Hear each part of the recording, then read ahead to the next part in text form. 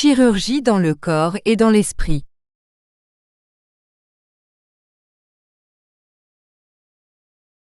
Ainsi, comme un chirurgien pour opérer un organe, il dépend de tests de laboratoire et d'images plus précises pour voir le problème et pouvoir y remédier rapidement.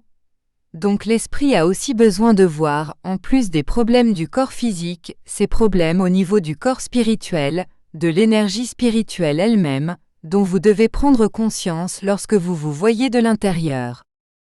L'être spirituel que chacun de vous est, comme l'humanité elle-même, a une portée intégrale, ils sont composés d'esprit, de corps physique et de périsprit. La cure, pour être une cure intégrale, doit produire la cure des déséquilibres à ces différents niveaux. Souvent, la guérison dans une incarnation n'atteint pas tous ces niveaux, mais elle peut sembler être une guérison complète, car le symptôme physique apparent a été éliminé. Cette partie non guérie à des niveaux d'énergie plus profonds et déséquilibrés peut se développer plus tard ou dans une autre incarnation ultérieure, car elle a été imprimée dans la partie spirituelle comme un déséquilibre énergétique non guéri. L'évolution de cette partie restante peut se manifester à tout moment, mais elle dépendra de l'évolution de l'esprit lui-même dans cette ou dans la nouvelle incarnation.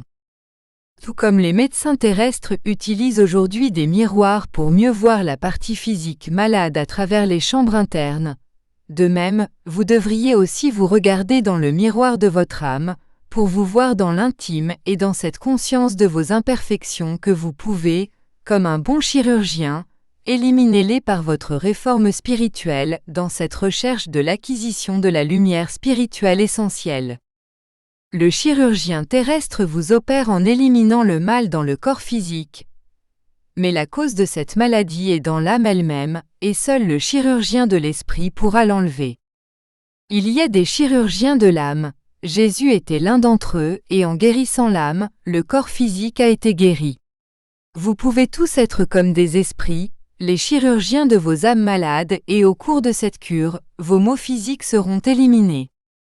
Vous devriez savoir après tant de temps que vous n'êtes jamais seul, mais cela dépend de votre croyance, de votre foi, de ce que vous pouvez accomplir. Pour guérir votre âme, vous devez vous voir de l'intérieur, ainsi, conscient, pleinement conscient de vos propres douleurs, vous pourrez les amener à la conscience, les guérir énergétiquement.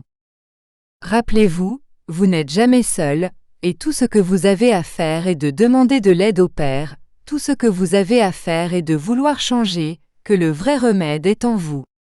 Le Père n'a laissé tomber personne, et en guérissant votre cœur, le siège physique de votre esprit, vous vous guérirez vous-même. Bénédiction et lumière, du beau travail a été fait aujourd'hui, au plus profond de vos esprits. Bénédiction et lumière.